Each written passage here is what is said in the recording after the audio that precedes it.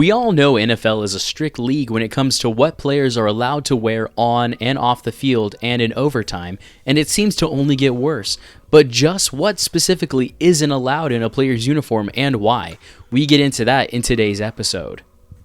But before we break it down, make sure to leave a like on this video, subscribe to the channel if you're new, and comment athlete accessories to be entered into our $100 Fanatics gift card giveaway. Good luck! To start, we'll look at the NFL's policy on cleats, perhaps one of the easiest accessories to customize and make personal. Some might remember 2016 when Adidas promoted a new set of Yeezy cleats. Pairs were sent out to stars like Von Miller and Deandre Hopkins to wear in-game. Miller only wore his pair during warm-ups, while Hopkins wore his in-game against the Chicago Bears. Only wearing them during warm-ups might have been the smarter move, as Hopkins was fined $6,000 for wearing the cleats. Sammy Watkins and Adrian Peterson also wore a pair but faced similar penalties. The NFL also banned shoes that don't match the team's uniform. Star wideout Odell Beckham Jr. learned this the hard way in Week 9 when he wore white cleats with the Joker on them.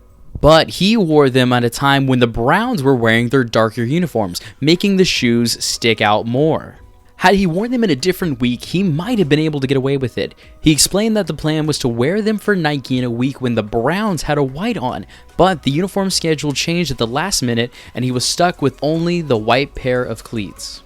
Had he worn them in a different week, he might have been able to get away with it. He explained that the plan was to wear them for Nike in a week when the Browns had a white on, but the uniform schedule changed at the last minute and he was stuck with only the white pair of cleats. Beckham also complained about the NFL's lack of consistency enforcing the rules, saying, "I feel bad, but I really just don't care. It's not just me, I don't want to get anybody else in trouble, but I see people wearing lime green and their colors. There's no team in the NFL with lime green except Seattle." Another banned accessory is a customized face mask that some players wore in college, made famous by Justin Tuck. A study conducted by the University of New Hampshire for the NFL found that the added weight of the mask can negatively affect the structure of the helmet, can cause a neck fatigue that could lead to a more head-down posture during contact, and can provide a false sense of security during tackling. Players like Khalil Mack and others who want to wear the overbuilt face mask must have a legitimate medical reason for doing so. Also banned from the NFL is a dark visor. The darker visors help players with the sun when playing outside, but most wear them for the look. Look good, feel good, play good. Safety Kenny Vaccaro told SB Nation, "I just played years of football with it. It looks meaner and cleaner. To me, it's like I'm naked if I don't have a visor on." However, visors started in the NFL as a medical necessity. Vikings Hall of Famer Randall McDaniel wore one to hide an eye patch he was wearing from his opponents. When the patch came off, his eyes had a sensitivity to light, so he kept wearing the visor. Now, players can only wear them if they have a medical need for them. The only visors allowed are slightly tinted ones made by the NFL sponsor Oakley.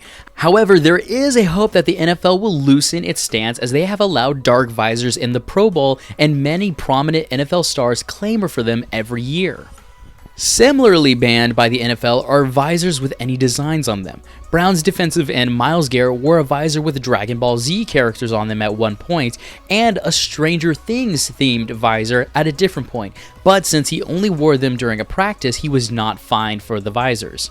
Odell Beckham Jr. caused another uniform controversy when he wore his $189,500 watch in a game. The NFL bans players from wearing hard objects on the field and this expensive. A Richard Mille watch certainly qualifies. Of course, OBJ objected to the fine, saying, "If it ain't this, it's something else. If it wasn't my watch, it would have been the way I tied my shoes." He even stepped up his watch game, wearing a $2.2 million watch of the same brand before Monday Night Football a few weeks later. He declined to wear the watch during the actual game, however. There are a number of other NFL policies surrounding uniform requirements, such as not allowing players to wear bandanas or stockings even if they fit under the helmets. In fact, the NFL has a 5-page long memo that you can read through to find that the NFL players must wear their pants pulled over their knees and that their jerseys must be tucked in. Even the towel size is regulated. The maximum length is 6 inches wide and 8 inches long. That just goes to show you how obsessed the NFL is with its image and making sure the players follow exact procedures. I hope you learned something about the NFL and its strange accessory rules. Let us know what you think are the craziest rules and coolest looks banned by the NFL. Don't forget to leave a like and subscribe. Thanks for watching, and we'll see you next time on 6 Point Media.